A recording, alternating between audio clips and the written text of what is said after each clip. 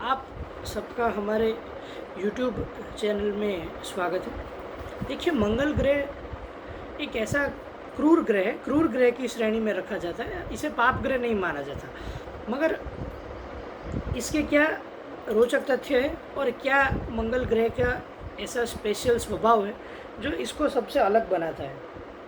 पहले से इसकी थोड़ी सी मैं आपको जानकारी दे दूं। बेसिक आप सब जानते ही होंगे शायद, मगर फिर भी बता देता हूँ। ये मंगल ग्रह मकर राशि में उच्च का होता है और कर्क में नीच का होता है, डेबिलाइट होता है। रक्त का कारक है, दक्षिण दिशा का कारक है। मृगशिरा, धनिष्ठा और चित्रा ये इसके खुद के 3 नक्षत्र हैं। सिंह लग्न में योग कारक होता है क्योंकि 9वें और 10वें भाव का कारक होता है। और कालपुरुष की कुंडली में ये लग्नेश और अष्टमेश होता है क्योंकि मेष लगन उदय माना जाता है। इसकी मेष और वृश्चिक इसकी खुद की राशियाँ है। दक्षिण दिशा इसकी है, मैंने आपको बताया। अब मैं आपको मांगलिक दोष के बारे में भी थोड़ा सा बताऊंगा, मगर पहले आप जान लीजिए कि मंगल के बारे में, मंगल ग्रह हमारे जीवन में क्या असर डालता है। पहले तो मंगल ग्रह जब भी नीच का हो या फिर पाप कर्तरी दोष के मध्य हो, पीड़ित हो, उसके लक्षण मैं आपको बता देता हूँ। पीड़ित मंगल जो होता है वो सबसे पहले आपकी कहीं ना कहीं आपकी रेजिस्टेंस पावर को, शरीर के, वो ख़राब कर देता है।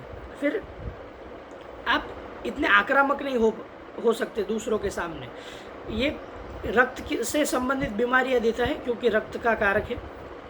और मैं आपको बता देता हूँ, 45 दिन का, माफ़ कीजिएगा, 45 दिन का गोचर रहता है और नवमांश कुंडली में 5 दिन का गोचर रहता है। अब ये मैंने आपको बताया कि ये मकर राशि में उच्च का है तो ये अच्छा ही फल देगा, मगर क्या ऐसा स्पेशल है? तो ये लग्नेश होकर 10th हाउस में चला जाए, मेष लगन मान लीजिए है, और ये 10वें भाव में चला गया तो ये कुलदीपक योग बनाता है। केंद्र में कहीं पर भी स्वग्रही या उच्च का हो तो रुचक नामक पंचमहापुरुष राजयोग बनाता है। अब इसकी 2 राशियाँ हैं मैंने बताया, मगर जो मेष राशि है ये इसकी मूल त्रिकोण राशि मानी जाती है। मेष राशि इसकी मूल त्रिकोण राशि मानी जाती है। तो ये, और मकर में उच्च का होता ही है, और मेष राशि में ये अब कितने अंश पर हो तो अच्छा फल देता है। उच्च का हो, स्वग्रही हो तो ये 22 अंश के बाद, जैसे मान लीजिए 25 अंश, 27 अंश, उसमें अच्छा फल दे देगा। अब और देखिए एक चीज़, जो उसकी पहली राशि है मेष राशि, मैंने कहा वो उसकी मूल त्रिकोण राशि है, वो अग्नि तत्व की है। और दूसरी वृश्चिक राशि उसकी खुद की, वो जल तत्व की है। तो अब ये मंगल खुद है अग्नि तत्व का ग्रह, तो ये अग्नि तत्व में ही सबसे बढ़िया फल देगा।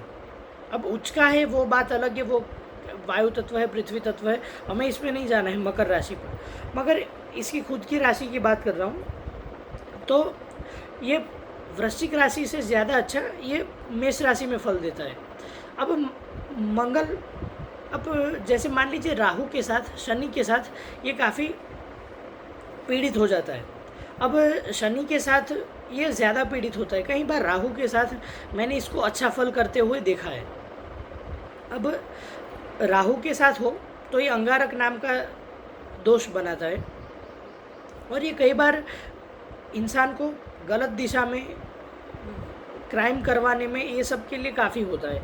ये चंद्र के साथ हो तो महालक्ष्मी योग बनाता है, मगर ये चंद्र के साथ हो, महालक्ष्मी योग तो ज़रूर बनाएगा, मगर इसके फिर और बुरे परिणाम अलग अलग होते हैं। ये फिर बहुत अलग लंबा विषय है, मैं आपको बाद में बताता हूँ।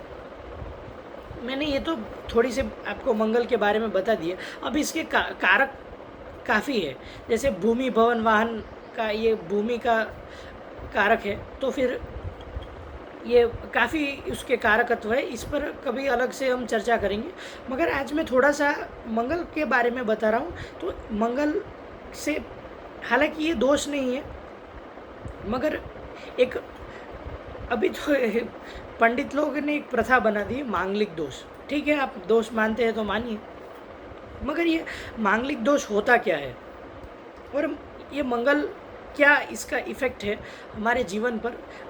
अब मान लीजिए किसी भी जातक की कुंडली में पहले भाव में, चौथे भाव में, सातवें भाव में, आठवें भाव में और 12वें भाव में मंगल हो तो ये मांगलिक दोष बनाता है।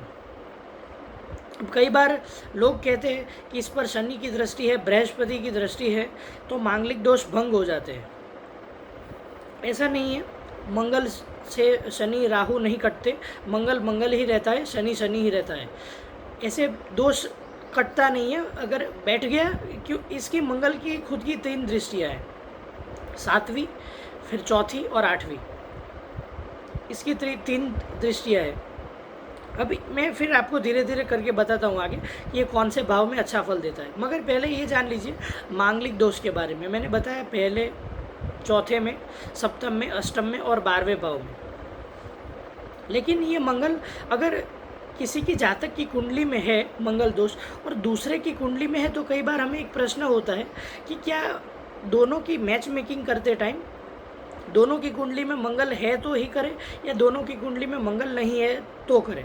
तो एक चीज़ मैं आपको बता देता हूँ, अगर लड़के की कुंडली में मंगल है और लड़की के नहीं है, ऑपोजिट ले लीजिए, लड़की में है और लड़के में नहीं है, अगर करते हैं शादी तो कोई प्रॉब्लम नहीं है, आपकी शादी कुछ नहीं होगा आपको।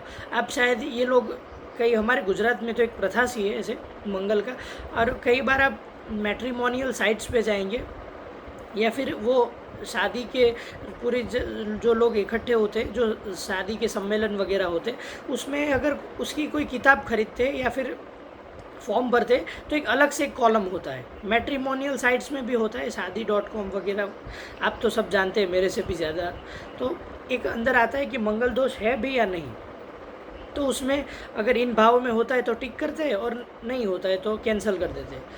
मगर मंगल दोष एक को है और दूसरे जातक को नहीं है तो उसमें कोई घबराने वाली बात नहीं है। अब शादी कर ली, 5 साल के बाद पता चला रिश्ता तो अच्छा चल रहा था, तो अब थोड़ी ना आप अलग हो जाएंगे मंगल दोष। लेकिन एक चीज़ है कि अगर सब जगह मंगल दोष मैंने बताया, मगर जो मंगल अष्टम भाव का होता है, 8वें भाव का, वो ज़्यादा डैमेज करता है।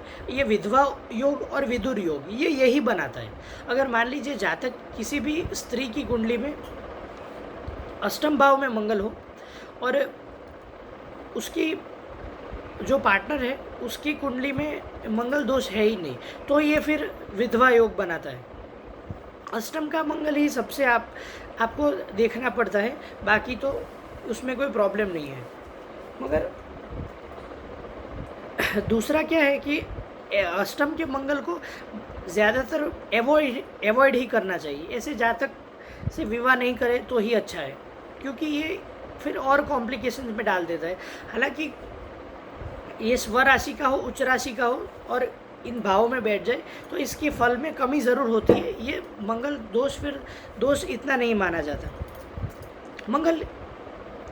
ये मंगल दोष फिर कटता नहीं है।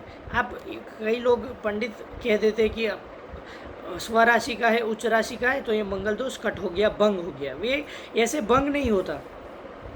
मंगल दोष ऐसे अगर बैठ गया है तो है ही। अब फिर जातक जो है उसकी नवमांश कुंडली में मंगल क्या कहता है, ये उसके कौन से भाव में, अगर ये लगन में हो तो अच्छा फल देता है, दूसरे भाव में भी अच्छा फल देता है। मगर जो जातक होगा वो शायद कटुवाणी बोलने वाला हो सकता है। ये तीसरे भाव में बहुत अच्छा फल देता है। चौथे भाव में ये कहीं ना कहीं अपनी माँ से ये झगड़े वगैरह ज़रूर करवाता है, मगर वैसे अच्छा फल देता है। अगर स्वराशि का हो, उच्च का हो और उसके पास अंश बल हो, ये पंचम में भी अच्छा फल देता है, छठवें में भी अच्छा फल देता है, सप्तम में कई बार ये अच्छा फल नहीं देता। और एक कमाल की चीज़ मैं आपको बताता हूँ कि अगर मंगल के साथ शुक्र कंजक्ट हो और राहु की कहीं से भी उस पर दृष्टि पड़ जाए, या फिर दृष्टि नहीं भी हो, शनि की हो, कुछ भी, मगर शुक्र के साथ मंगल कंजक्ट हो जाए तो ये एक है ना, होता है ना एक्स्ट्रा मैरिटल अफेयर्स, या फिर उसका चरित्र आप कहीं से थोड़ा हिला हुआ ज़रूर मिलेगा आपको, क्योंकि मंगल एक गति है और शुक्र इन सब चीज़ों का कारक है। तो कई बार ये सब होता है। अगर सप्तमेश मंगल हो और अष्टमेश शुक्र हो, या अष्टमेश शुक्र हो सप्तमेश मंगल हो, ये एक साथ कंजक्ट हो जाए, तो ऐसे लोगों के भी एक्स्ट्रा मैरिटल अफेयर्स, शादी के पहले अफेयर, शादी के बाद में अफेयर, ये सब होता रहता है। ये 10वें भाव में बहुत अच्छा फल देता है। अगर लग्नेश होकर चला गया तो फिर पूछिए ही मत, इतना अच्छा फल देता है। अगर ये कुलदीपक नाम का योग बनाता है, मैं आपको बता दूं, 10th हाउस का मंगल होता है, बहुत अच्छा फल करता है। अगर एकादश भाव में आप सब ग्रह अच्छे होते, और 12वें भाव में अगर मंगल है, और मंगल तो ये मंगल दोष हो गया, तो 12वें भाव का मंगल कई बार अच्छा फल करता भी है, कई बार नहीं भी करता, क्योंकि इसमें फिर और कौन से ग्रहों की दृष्टि है उस पर वो देखना पड़ेगा। हालांकि 12वें भाव में मंगल हो, ऐसे जातकों को मैंने फॉरेन जाते हुए भी देखा है। अगर 9वें भाव का मालिक होकर वो 12वें भाव में जा रहा है, तो ऐसा जातक फॉरेन 100% जाता ही है, वो सफल होता है। मगर मान लीजिए वो चौथे भाव का मालिक हो गया, लाभ भाव का मालिक, धन भाव का मालिक हो गया, पंचमेश हो गया, और वो 12वें भाव में चला गया, तो फिर उस भाव से रिलेटेड वो समस्या ज़रूर खड़ी कर सकता है। इसीलिए मांगलिक दोष के वो कई बार हम देखते हैं कि पंडित लोग हमें उल्लू बना देते हैं, या फिर कई मंगल दोष का, हाँ, फिर आप मुझे पूछेंगे कमेंट में, ईमेल के माध्यम से कि इसका उपाय क्या है, तो कोई उपाय नहीं है। मांगलिक दोष का कोई उपाय नहीं है। आप किसी भी पंडित के झांसे में आकर 2 लाख 5 लाख जैसी आपकी सामर्थ्य हो, उसके हिसाब से वो आपको, आप उसके कार्यालय पर कौन सी कार लेकर गए, वो पहले बारी में खिड़की में से ज़रूर झाँक के देख लेगा। अगर अच्छी कार लेकर गए तो 20-25 हज़ार का ये मूंगा आपको चेपा देगा, और या तो फिर मांगलिक दोष आपका वो शांत करने की आपको लालच दे देगा। मगर ऐसा कुछ मत करिए।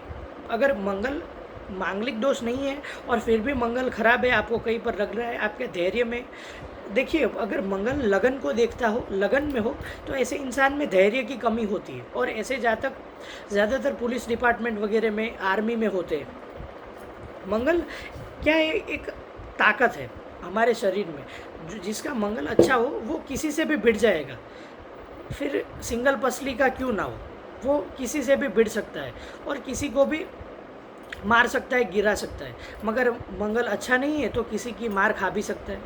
इसीलिए दूसरे ग्रह भी मायने रखते हैं, ऐसा नहीं है सिर्फ मंगल। मगर इसका एक ओवरव्यू मैं आपको दे रहा हूँ, तो फिर दूसरे किसी भी वीडियो में मैं आपके लिए मंगल दोष की एक सीरीज़ लेकर आऊँगा, जिसमें एक एक भाव में मंगल क्या फल देता है और कौन से ग्रह उस पर क्या दृष्टि डालते हैं तो उसका क्या फल होगा, और आप सबकी कुंडलियाँ में जो मंगल कहाँ पर सीट उसकी पोजीशन है, उस पर भी आपसे मैं चर्चा करूँगा। आप मुझे पूछ सकते हैं ईमेल के माध्यम से, वीडियो में मैं आपको ज़रूर बता दूँगा।